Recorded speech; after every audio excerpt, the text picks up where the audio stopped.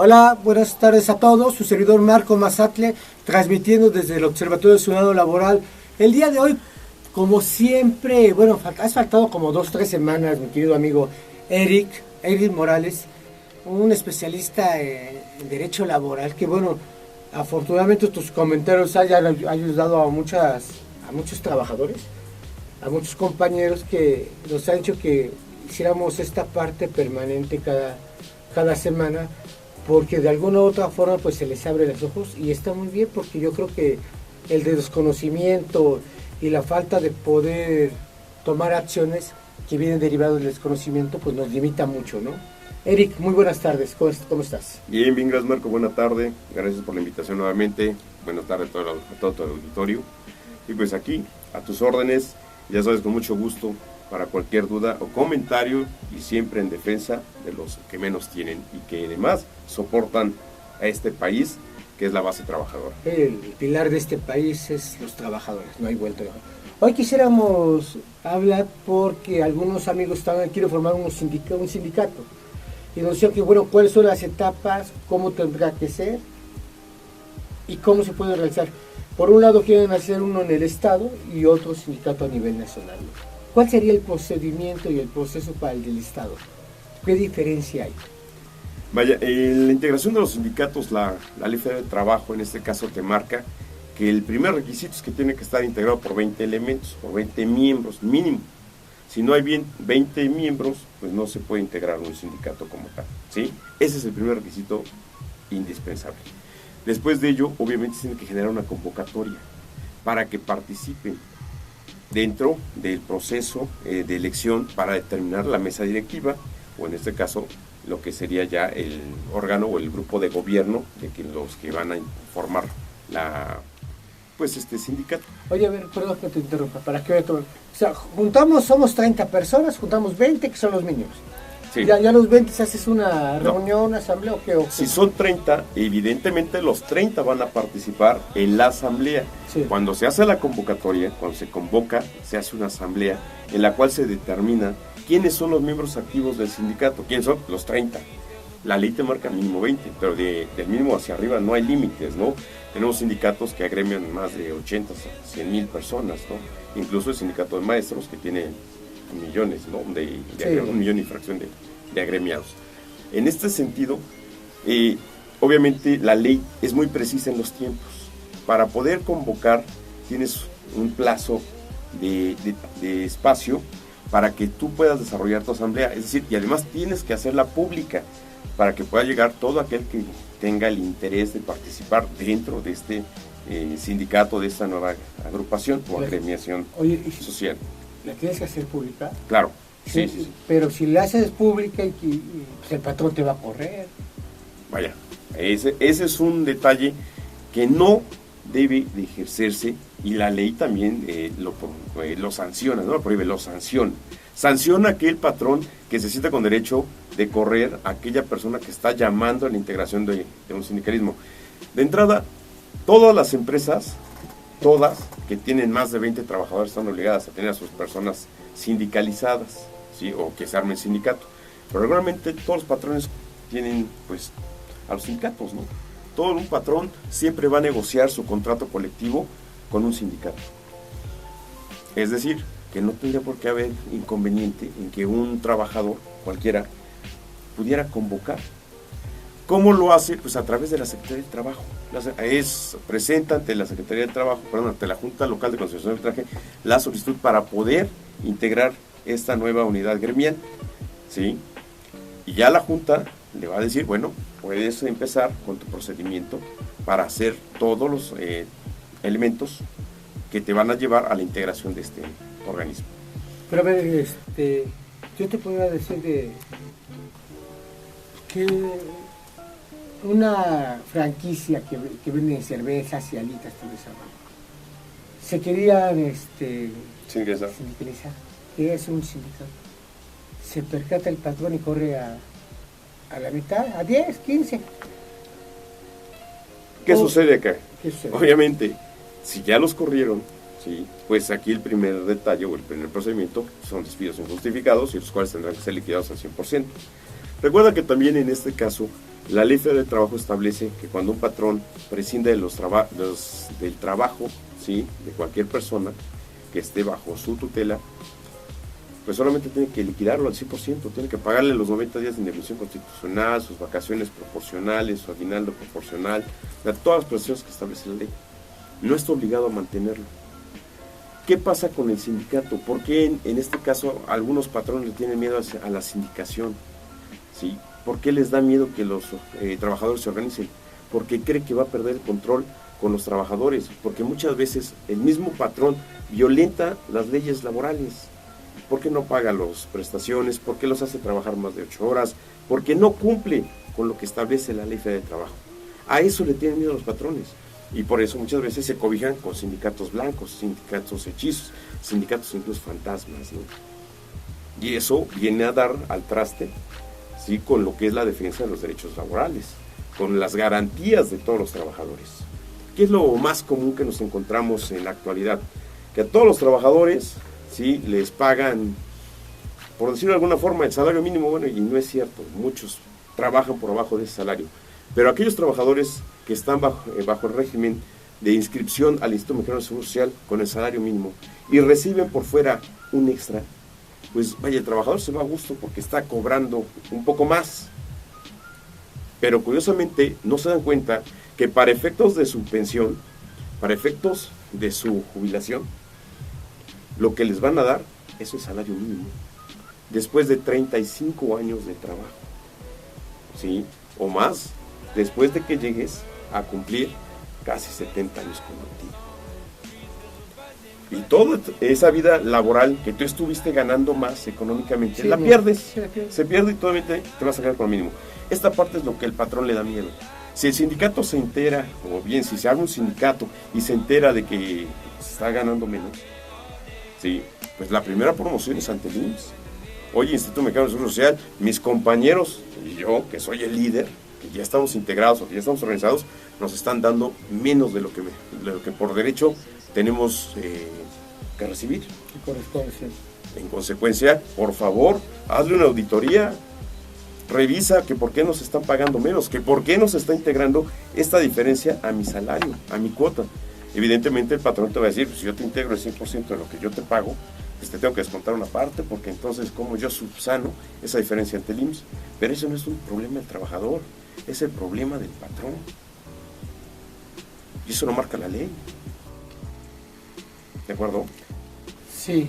A ver, no es cierto, lamentablemente, bueno, pues a estos compañeros los corrieron, les pagaron todo esta parte, por eso que cuando eso tienes que publicar está complicado, pero yo creo que se puede subsanar de alguna u otra forma, ¿no? Sí, siempre, vaya, creo que alguna vez platicábamos el hecho de que el conflicto más grande es que los patrones siempre van a tratar de evitar que se les formen sindicatos, o ya tienes uno, ya no van a querer que se genere un segundo o un tercero.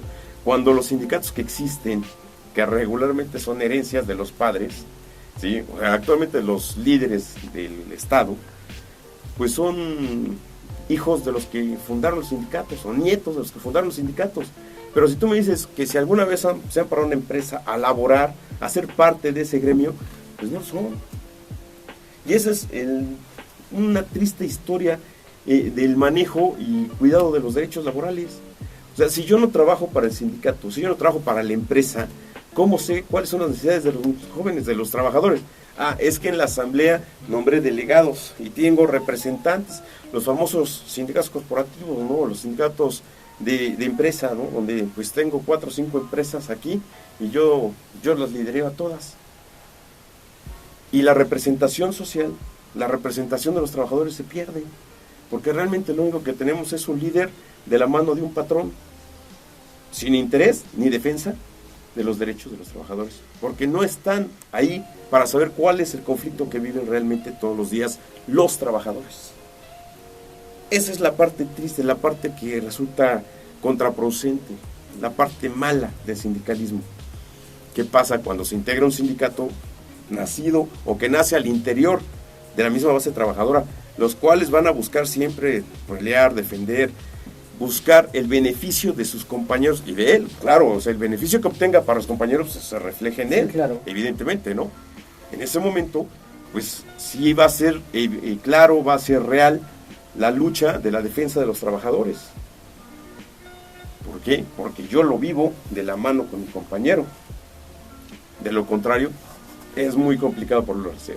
Sí, al final de cuentas, esta parte de cómo llegar a formar el sindicato cuesta, ¿no? Incluso hay muchos despedidos, siempre se menciona y se maneja, ¿no? Por eso luego todos tienen que hacerlo a escondidas para que se pueda hacer. Pero bueno, a ver, regresando al principio, se juntan 30 compañeros, se llega a una asamblea. Se convoca.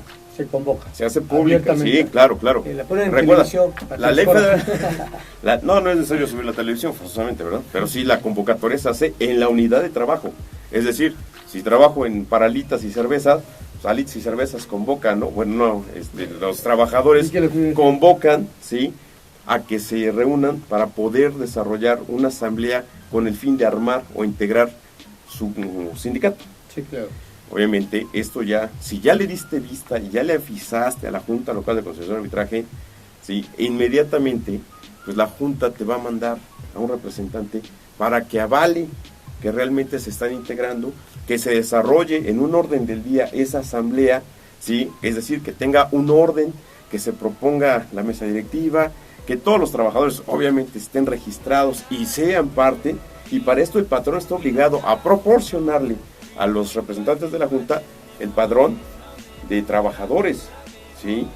¿Qué número? Si tienen folios, tienen todo, o sea, es decir, que son realmente trabajadores para que no entre gente extraña, para que no vengan, porque a veces también lo que hacen los patrones es mandar golpeadores o desestabilizadores para que no se puedan desarrollar las asambleas. Entonces ya con personal de autoridades laborales, sabes que pues ya no pueden entrar, solamente trabajadores y van a desarrollar su asamblea, ¿sí? Se reúnen, se integran, se vota. Si la asamblea no presenta mayor inconveniente, en ese momento se determina que ya hay un acuerdo entre todos los trabajadores para que se le designe a la nueva mesa directiva y la nueva representación. Que se requiere nombre, que se requiere estatutos, ¿sí?, y que se requiere un contrato colectivo. Porque entonces la contratación individual, que protege la ley de trabajo, cambia a una contratación ya colectiva por los 30 agremiados que en ese momento están integrados. Ya armado esto, los responsables de la mesa directiva son los encargados de llevarlo a la Junta Local, en este caso del Estado, de Conciliación y Arbitraje, y en la Secretaría General B, que es la encargada de ver todos los temas sindicales o colectivos, ¿sí?, se presenta la solicitud, ahora sí, ya para que se les reconozca como sindicato de tal empresa. Es el proceso. Así es. Oye, tú es que tienes que llegar ya con el contrato colectivo de trabajadores, ¿eso ya tienes que haber consensado con el patrón o después de que tú presentas, lo consensas?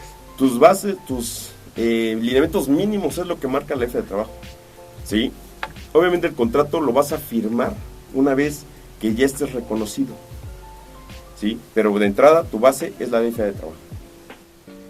Para que ya las ventajas o los acuerdos es cuando convocas ya a tu patrón para decirle, a ver, estas son nuestras necesidades y esto ya va a ser nuestros beneficios con el contrato colectivo. ¿Sale? Y es donde empieza la negociación. Antiguamente, pues tú sabías que para hacer cualquier revisión contractual o salarial, pues primero llegaba su emplazamiento a huelga, ¿no? Sí. ¿Sabes qué? Ahí te va tu emplazamiento a huelga para que me recibas mis peticiones. Y si no nos ponemos de acuerdo, pues estalló la huelga. Dicen los estudios del derecho laboral, oye, pues no resultaba un tanto violento. Antes de ponernos a platicar ya te estoy diciendo que si no me das lo que te pido, pues te paro la empresa. Y pues sí, ahora se modifica la ley de trabajo y ya el emplazamiento de huelga lo suspende. Simplemente empezamos las negociaciones. Si no llegamos a un acuerdo, entonces sí, puedes presentar ya tu requerimiento para emplazamiento de huelga. Pero no antes. Es en el entorno estatal.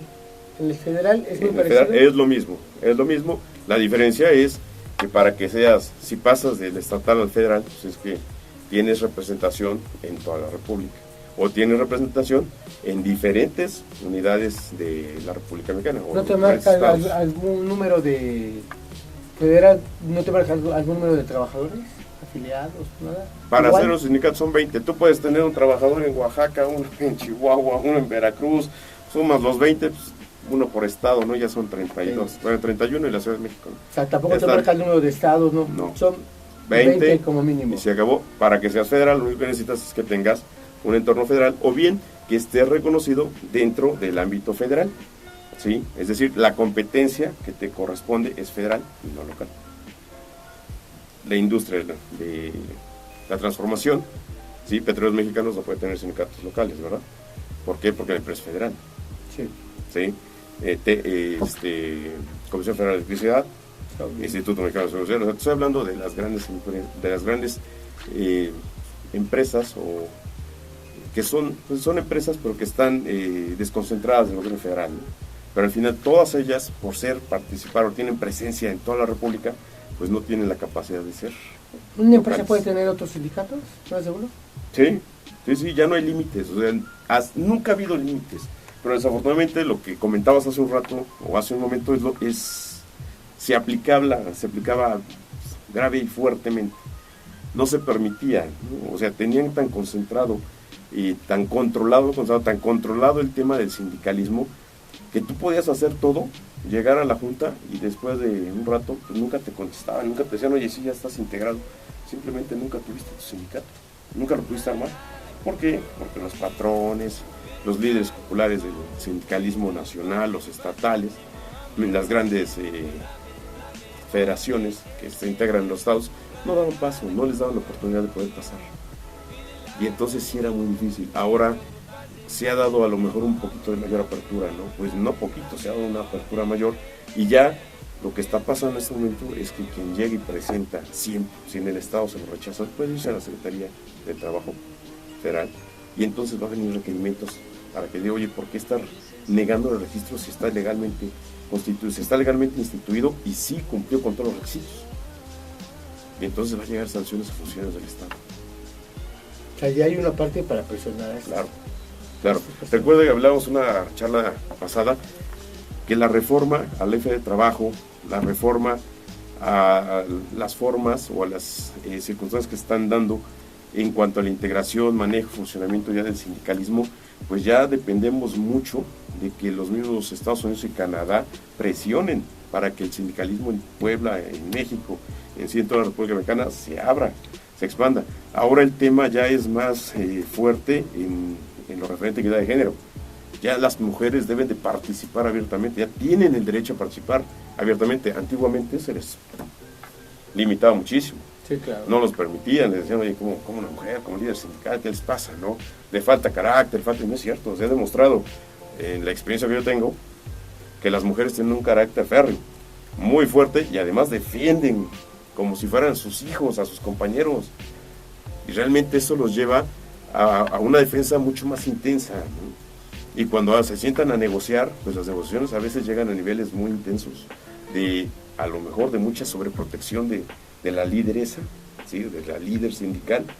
Pues Eric, se nos acaba el tiempo, no sé si quieras dejar tus redes sociales, tu teléfono para alguna asesoría, porque yo creo que en estos tiempos va a hacer mucha falta. Lamentablemente he escuchado por ahí 2, 3 compañeros que te voy a pasar sus teléfonos, si me autoriza les paso tu teléfono, porque bueno, lo despidieron y sin nada, simplemente llegaron y ya no había empresa.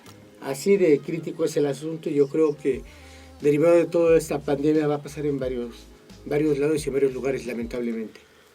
Sí, Martín, desafortunadamente, vaya, sí tenemos bastante trabajo en relación a esto, porque a mucha gente se le está despidiendo de manera arbitraria. Vaya, sí entendemos el tema de la pandemia, sí entendemos el conflicto que se vive aquí en Puebla a nivel nacional, donde las empresas realmente están quedando sin recursos para poder mantener a toda su base trabajadora. Pero no se vale que abusen del trabajador, no se vale que después de que el trabajador dio 30, 25, 20, 10, 15 años de su vida en la empresa, simplemente le digan, oye, ¿qué crees? Estamos quebrados, ya te vas, y resulta que la empresa se mantiene en actividad y al pobre trabajador, bueno, ni agua, ¿sí? Y los hacen firmar su renuncia bajo amenaza con 3, 4 personas. En ese sentido, por favor, no se dejen amedrentar por nadie. Nadie tiene derecho a encerrarlos en una oficina que viene recursos humanos que los van a acusar de robo. No los pueden encerrar. Cualquier cosa, de verdad, comuníquense de manera inmediata aquí al Observatorio Ciudadano Laboral, por favor, y con mucho gusto estamos para ayudarlos, para atenderlos, para poderlos asesorar o incluso llevarlos los procedimientos ante tribunales para que respeten, para que de verdad los patrones no abusen de los trabajadores, que al final, como lo decíamos cuando empezó la entrevista, son la parte que soporta la economía de este país. Es la base para que este país salga adelante. Pues muy buenas tardes a todos. Les agradecemos que nos hayan visto. Su servidor Marco Mazacle se despide desde el Observatorio Ciudadano Laboral. Por favor, cuando vean el programa, ojalá lo puedan compartir y ponerle me gusta. Muy buenas tardes.